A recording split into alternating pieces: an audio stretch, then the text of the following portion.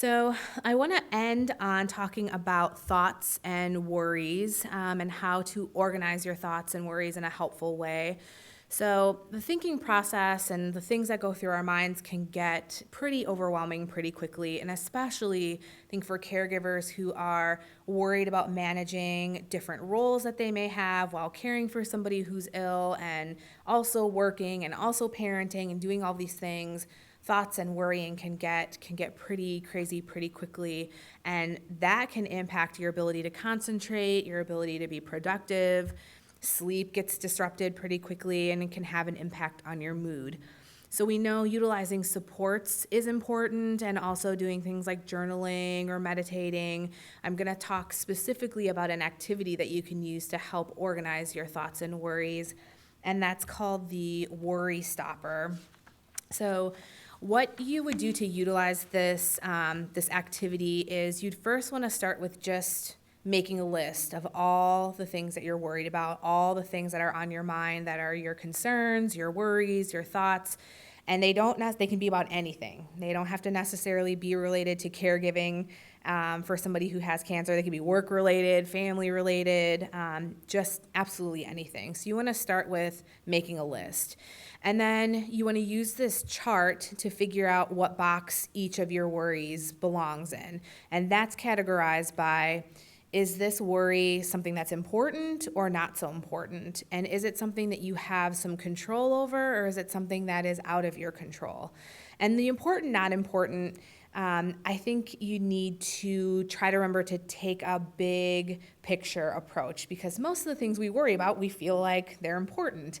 But really, I'm worried about, making sure that I remember to call my friend on her birthday.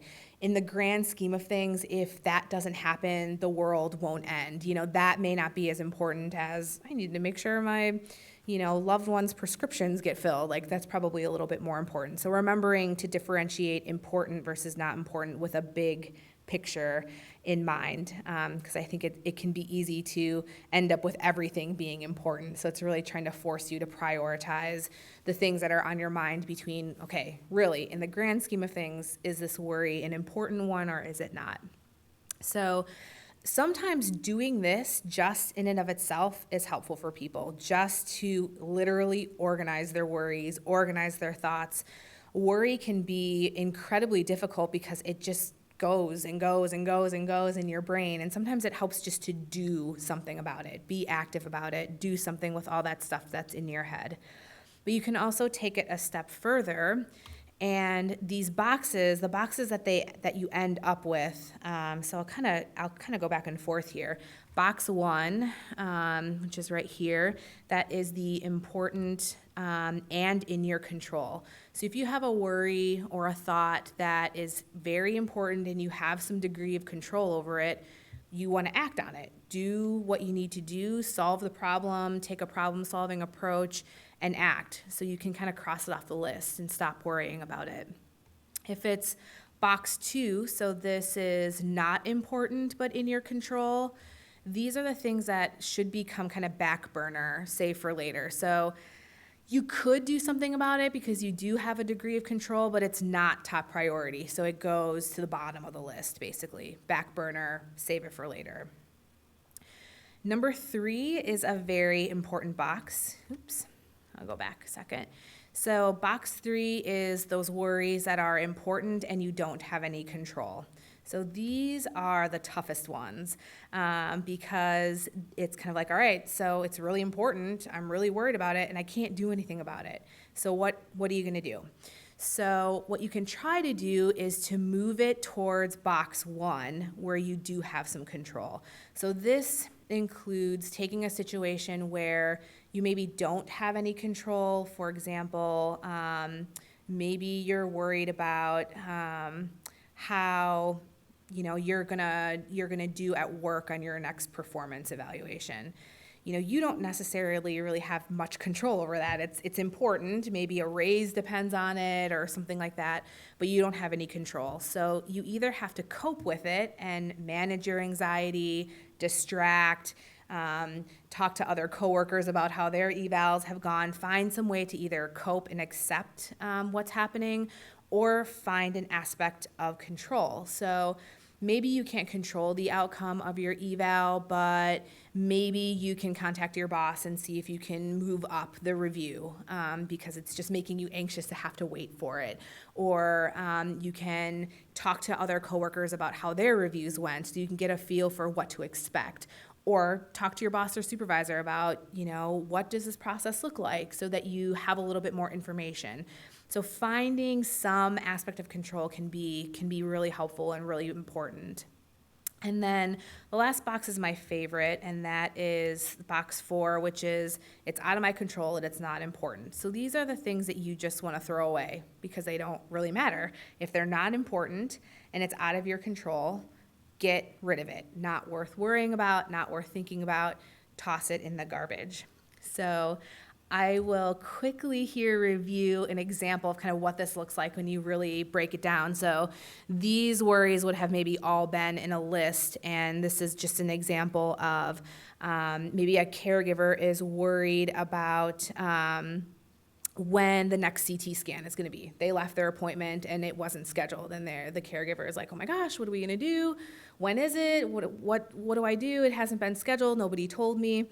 Okay, so this is important, and there's an aspect of control. So you can call and get it scheduled. Call the nurse, call the doctor, find out when is my loved one supposed to be back for a CT scan? When is that supposed to happen? Time off work option. So I think caregivers are often like, oh my gosh, I don't know what to do. Can I do it? What about FMLA? Can I take leave? Do I have to take my vacation? What do I do about taking time off? So this one is a degree of control as well, where you can maybe talk to HR or look at your benefits and figure out what your options are. So again, that box is act or do something different. Some of the back burner options, I had a caregiver who was really worried about her daughter who wanted a new pet for Christmas, and it just was like not a good time. She's like, my husband's sick. We can't possibly have a dog right now. It's just too much. I just don't know what I'm going to do. And we kind of had to take a step back and say, okay, really, this worry in the grand scheme of things is not that important. If it's not a good time for a pet, then it goes back burner. You worry about that later, something that's not super important. Worries like I may not be able to make the family reunion, or I've gained a few pounds or something like that, where in the grand scheme of things, stepping back, these things aren't life or death, right? They aren't things that are going to end all, be catastrophes. So they can kind of fall to the back burner. You could do something about them, right? You could get a pet. You could send in your RSVP to the family reunion. You could try to start exercising or eating better to, to work against that weight gain. But really, they're kind of back burner things because they're not so important.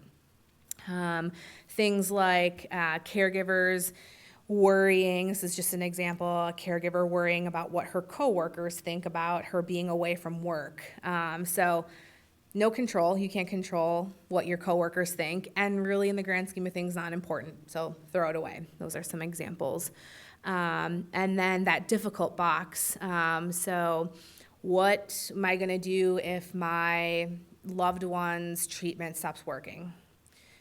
So really important, but really not in your control. So maybe you cope by praying about it, journaling about it, talking to other caregivers about how they've dealt with that situation, talking to maybe something you can do about it if you're going to try, if you can't cope, but you want to focus on how do I move it up to box 1 and actually do something, find an aspect of control.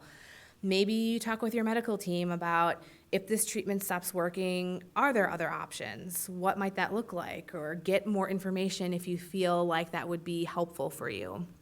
So this is just an example of what the worry stopper looks like and how you break things down into different boxes that essentially tell you kind of what to do. Do you need to act? Do you need to throw it away? Do you save it for later? Do you need to kind of cope with what's going on?